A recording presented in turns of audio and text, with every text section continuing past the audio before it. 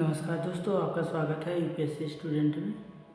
हम आज बात करेंगे कि ब्रिटिश शासनकाल में अचानक जो है ब्रिटिश शासनकाल में भारत के जो शासन तंत्र था, मुग़ल आए, उससे पहले प्राचीन काल में चंद्रगुप्त मौर्य और भारतीय और राजा जो अशोक और भी जो राजा होते थे उनके शासनकाल में सारे अगर मिलाया जाए तो देखा जाता है, ऐसा पाया जाता है कि जो है अंग्रेज़ों के शासनकाल में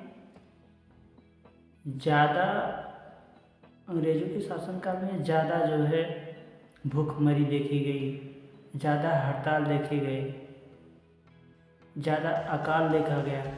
ऐसा क्यों?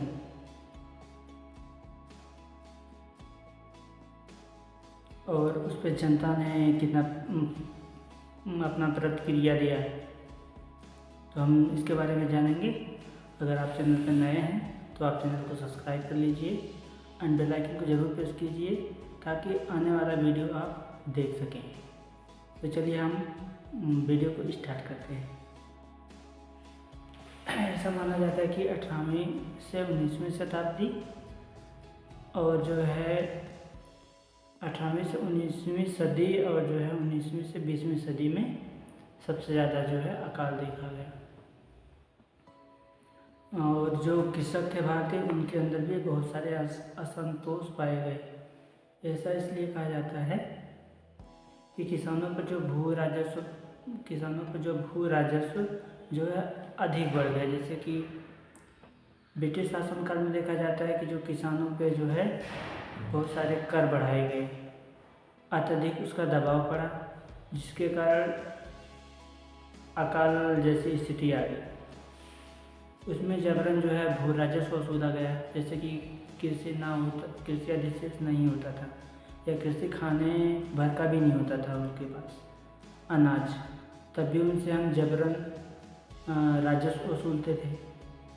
आप इसमें देख सकते हैं ग्रामीण हस्तशिल्प जो उद्योग थे उनका पतन का कारण जो है, जो कृषक थे, जब हस्तशिल्प उद्योगों का विनाश हुआ, उनका पतन हुआ, तो कृषि पे डिपेंड हो गए और कृषि में अधिशेष हो नहीं रहा था,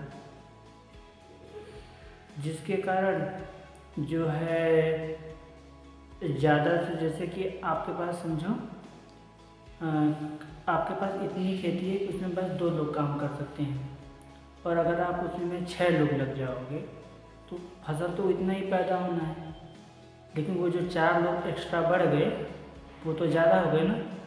अगर वो 4 लोग कोई अन्य कार्य करते तो वो अधिशेष पैदा होता, और जब अधिशेष पैदा होता तो वो हम भूख की जो स्थिति देख रहे थे, जो अकाल की स्थिति देख रहे थे, वो हमें देखने को नहीं मिलता। उसके बाद हम तीसरा बात कर सकते हैं कि जो किसान थे, उनसे जो ब्रिटिश थे, वो उनकी जो अनाज की खेती थी उसको छोड़ करके वो व्यावसायिक खेती स्टार्ट करवा दी। जैसे नील, कपास, इसका उत्पादन करने लगे, नकदी फसलों के उत्पादन करने लगे, जिससे उनकी जिससे हमारे जो भारतीय किसान थे उनका आय भी कम हुआ और उनकी आमदनी भी कम हुई, और उनके जो कृषि जो भी ये उत्पादन भी करते थे उस पे जो है इनको कम रेट पे उससे खरीद लिया जाता था ब्रिटिश के द्वारा, तो इन्हें पैसे भी कम मिलते थे।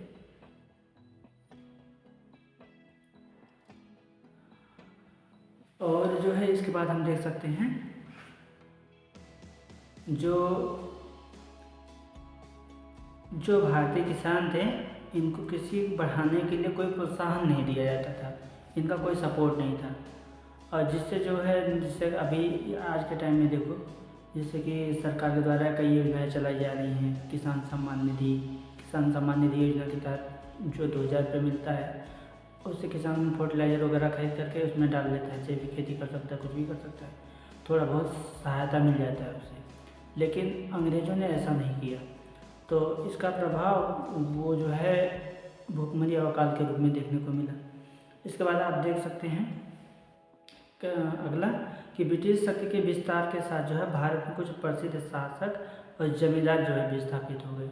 जैसे कि आप सोचिए, जो ब्रिटिश शासक वर्ग था, इन्होंने ये जो है अगर किसानों से लगान वसूलने जाते तो इनका विरोध होता, तो इन्होंने क्या कर दिया, उसको ठेकेदारी प्रथा पे कर दिया। अब कुछ भारतीय लोगों को ही जमींदार के तौर पे नियुक्त किया।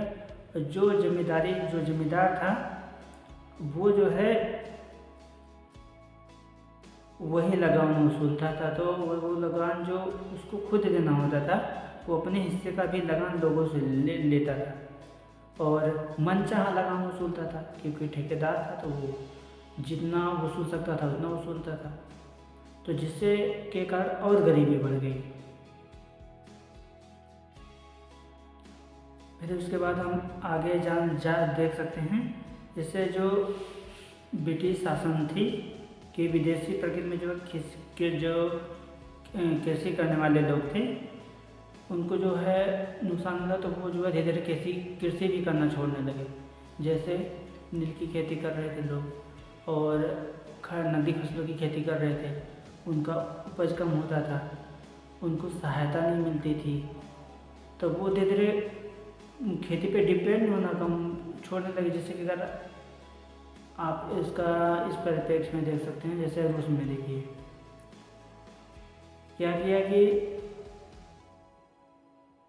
जो वहाँ पे जैसे कि आपको पता नहीं है, जैसे आज आपका ये कोई आपका घर है और ये आपको नहीं पता है कि वो घर आपके पास कब तक रहेगा।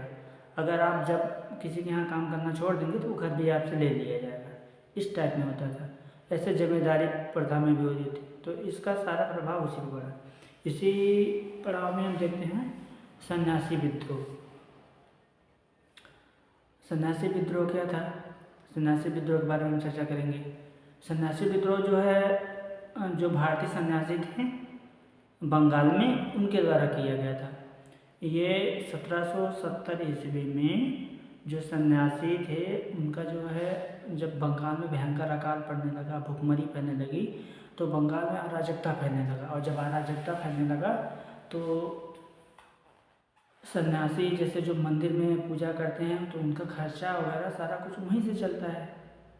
अब सोचिए, अगर पंडा है उसके पास कोई चढ़ाने मंदिर में जाएगा ही नहीं तो खाएगा क्या? तो जो अंग्रेज शासक थे उनके द्वारा जो उसमें श्रद्धालु जाते थे, जो तीर्थयात्री जाते थे मंदिर में, उनको रोक लिया जाता था। उनको रोक लिया गया, जिसके कारण जो सन्यासी वगैरह थे, ये इनकी स्थिति भुखमरी के कगार पे आ गई, तो इन्होंने विरोध करना स्टार्ट कर दिया। और विरोध करना स्टार्ट कर दिया तो इन्होंने सबसे पहले अंग्रेजी जो ब्रिटिश जो कंपनी की जो फैक्ट्री थी उस पर धावा बोलना स्टार्ट कर दिया, और जो फैक्ट्री थे वहाँ से फैक्ट्री में धावा बोलना स्टार्ट कर दिया, और जो नगर थे वहाँ से इन्होंने धन वसूलना भी प्रारंभ कर दिया। और इन सब के कारण जो है यह संघर्ष जो है लंबे समय तक चला, लेकिन बाद में अंग्रेज़ों ने सन्यासी विद्रोह को भी दबा दिया। और ये सन्यासी विद्रोह का जो है जिक्र हम देखेंगे, सन्यासी विद्रोह का जो सजीव चित्रण किया गया है वो बंकिम चंद्र चटर्जी के द्वारा उनके उपन्यास आनंद मठ में किया गया है। आप आनंद मठ पढ़े होंगे तो आप जान रहे होंगे, उसमें आनंद मठ में किया गया है। और मज़े की बात इसमें ये है कि उस टाइम में हमारे जो भाई हिंदू मुसलमान और सारे लोगों ने कंधे से कंधा मिला करके, एकता में कंधे से कंधा मिला करके ये संघर्ष किए थे, जिसमें जो है प्रमुख नेता थे, जैसे मंजर शाह थे, मूसा शाह थे, और भवानी पाठक, और जो है देवी चौधरानी जी थी। देवी चौधरानी जी का नाम जो है इसमें उल्लेखनीय रूप से है। आप इसमें देखेंगे बंकिम चंद्र चटर्जी के द्वारा देवी चौधरानी के नाम नामक जो है एक उपन्यास भी लिखा गया है, सन्यासी विद्रोह। तो आपको ये वीडियो, अभी ज़्यादा वीडियो लंबा हो जाएगा, हम अगला एपिसोड बाद कल लेके आएंगे। आप जो है हमारे वीडियो को लाइक और चैनल को सब्सक्राइब कर सकते हैं। अगर ये जानकारी आपको थोड़ी बहुत जानकारी हो तो चैनल को सब्सक्राइब कर लीजिए और वीडियो को ज़रूर लाइक कीजिए। Thank you.